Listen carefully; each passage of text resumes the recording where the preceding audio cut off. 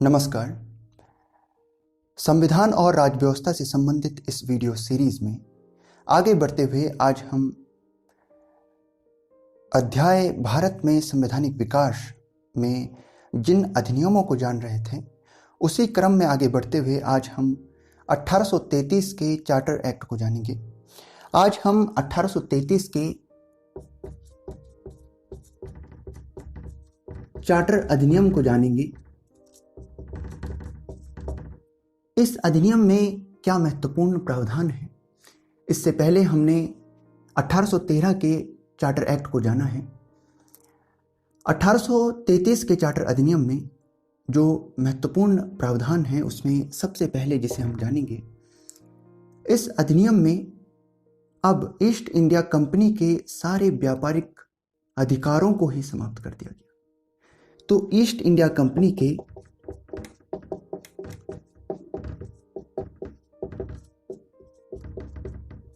व्यापारिक अधिकारों को समाप्त कर दिया गया। हमने देखा था कि 1813 के चार्टर अधिनियम में ईस्ट इंडिया कंपनी के व्यापारिक एकाधिकारों को समाप्त कर दिया गया था। अर्थात अब ईस्ट इंडिया कंपनी केवल एकमात्र वो कंपनी नहीं है जो भारत में ब्रिटेन से आकर व्यापार कर रही है, बल्कि अब ब्रिटेन की अन्य कंपनियां भी आकर भारत में व्यापार कर सकती हैं। ये 1813 के चार्टर एक्ट में था। यहाँ 1833 के चार्टर एक्ट में अब ईस्ट इंडिया कंपनी के सारे व्यापार के अधिकारों को समाप्त कर दिया गया। अर्थात अब ईस्ट इंडिया कंपनी भारत में एक व्यापारिक कंपनी नहीं रही। ईस्ट इंडिया कंपनी अब भारत में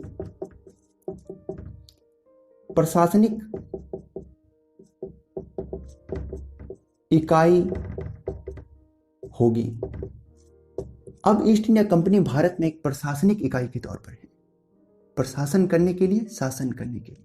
वह व्यापार करने के लिए अब भारत में नहीं है, उसके व्यापारिक अधिकारों को समाप्त कर दिया गया। दूसरा, इस अधिनियम में जो प्रावधान है, बंगाल का गवर्नर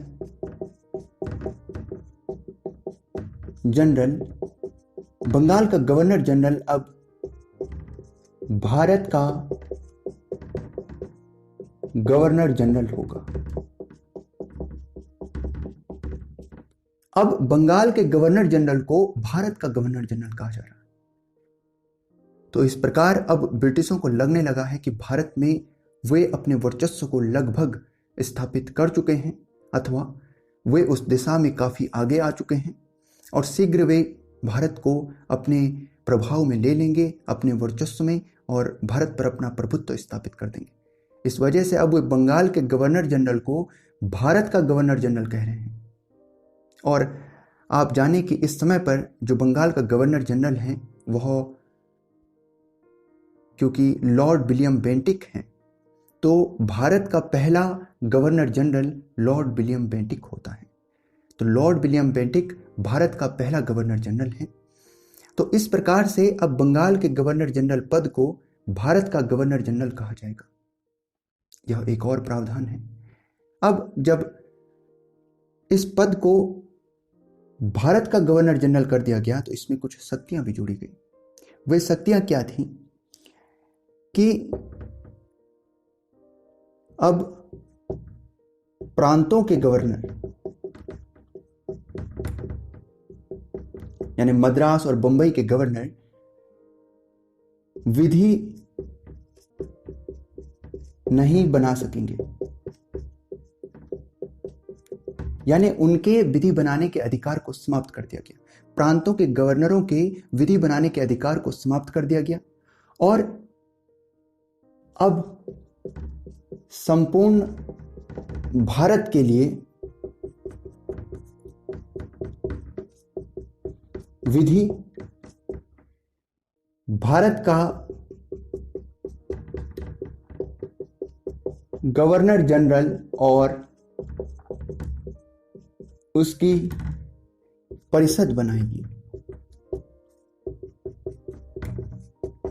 तो आप यहां देख सकते हैं कि अब जो बंगाल का गवर्नर जनरल था वो भारत का गवर्नर जनरल हो गया है और भारत के गवर्नर जनरल के पास अब सारे भारत के लिए विधि बनाने की शक्ति है।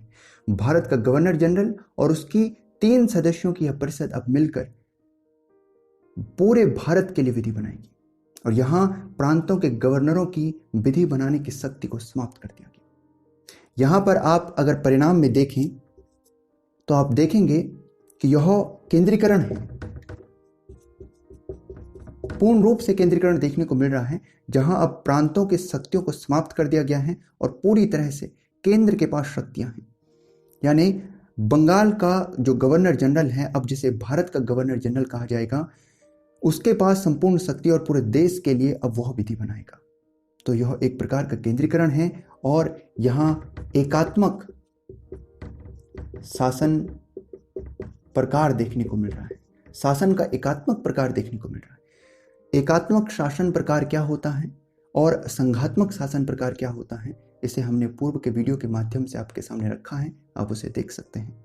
तो यहां पर कुछ इस प्रकार से प्रावधान किया गया और अब इसके पश्चात जो इस एक्ट का महत्वपूर्ण प्रावधान है कि अब तक, क्योंकि आप देख रहे हैं कि गवर्नर जनरल की जो परिषद है उसमें 3 सदस्य हैं, इस प्रावधान के साथ गवर्नर जनरल की परिषद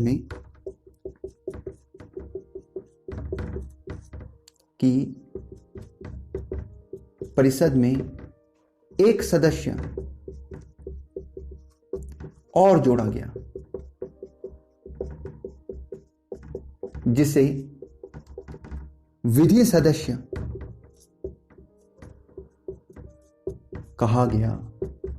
यानी एक विधि सदस्य को अब गवर्नर जनरल की परिषद में जोड़ा गया।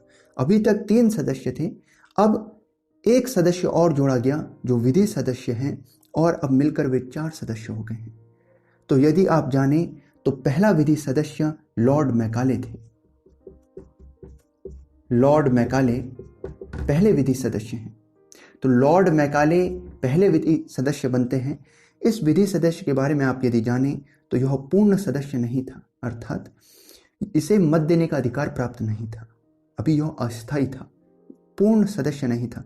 जिस प्रकार से परिषद के ये 3 अन्य सदस्य हैं, ये मत देकर किसी निर्णय को पारित करते हैं, उस प्रकार से यह सदस्य नहीं था। इस सदस्य के पास मत देने का अधिकार नहीं था। तो लॉर्ड मैकाले एक अस्थायी सदस्य या अपूर्ण सदस्य के तौर पर थे और ये विधि सदस्य थे। तो गवर्नर जनरल की परिषद में एक विधि सदस्य जोड़ा गया, वे लॉर्ड मैकाले थे। और यदि आप जानें तो 1834 में इसी अधिनियम के अंतर्गत 1834 में एक विधि आयोग भी गठित किया गया। विधि आयोग गठित किया गया 1834 में और विधि आयोग के पहले अध्यक्ष, प्रथम अध्यक्ष लॉर्ड मैकाले थे। और इसके पश्चात यदि आप देखें तो इस जो आयोग है, इस आयोग का जो कार्य था, इस आयोग का कार्य था दंड कानूनों को संहिताबद्ध करना। तो दंड कानूनों को संहिताबद्ध करना इस विधि आयोग का कार्य था। इसी अधिनियम के अंतर्गत 1834 में एक विधि आयोग को गठित किया गया और उसके पहले अध्यक्ष लॉर्ड मैकाले थे। इसके पश्चात जिस महत्वपूर्ण प्रावधान को हम जानेंगे कि गवर्नर जनरल की परिषद द्वारा बनाई विधि को अधिनियम कहा जाएगा।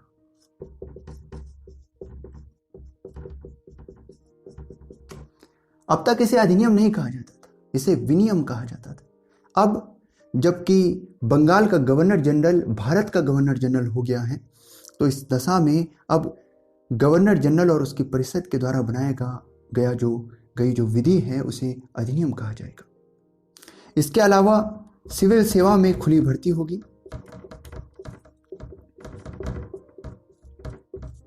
खुली भर्ती, यहां पर कहा गया कि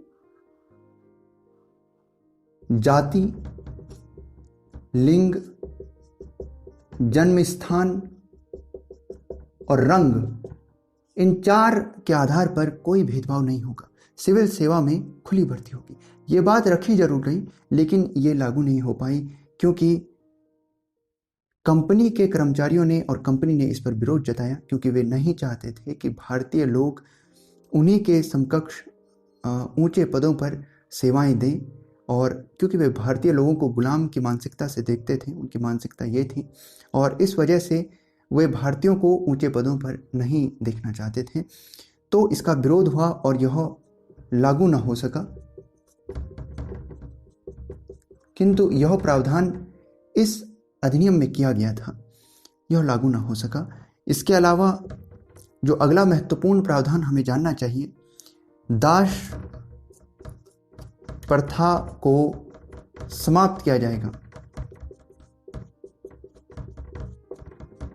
इस समय पर आप जानते हैं कि लॉर्ड विलियम बेंटिक जो हैं इस समय गवर्नर जनरल हैं, अब जो कि भारत के गवर्नर जनरल कहे जाएंगे। लेकिन 1833 में दास प्रथा का संपूर्ण अंत नहीं होता है। दास प्रथा का जो उन्मूलन होता है वो 1843 में होता है, और 1843 के समय एलन बरो जो हैं गवर्नर जनरल हैं, भारत के गवर्नर जनरल हैं 1843 के समय, उनके समय पर 1843 में जब एलन बरो गवर्नर जनरल हैं, उस समय पर दास प्रथा का उन्मूलन होता है। तो यह याद रखें, 1833 के अधिनियम में जहां दास प्रथा के उन्मूलन का प्रावधान आ रहा है, तब लॉर्ड विलियम बेंटिक जो हैं गवर्नर जनरल हैं, लेकिन 1843 में इसका उन्मूलन होता है, जिस समय के एलन बरो भारत के गवर्नर जनरल हैं। तो यह कुछ इस प्रकार है, ये कुछ महत्वपूर्ण प्रावधान हैं इस अधिनियम में जो किए गए। तो इन्हें आप याद कर सकते हैं, इन्हें आपको नोट करना चाहिए।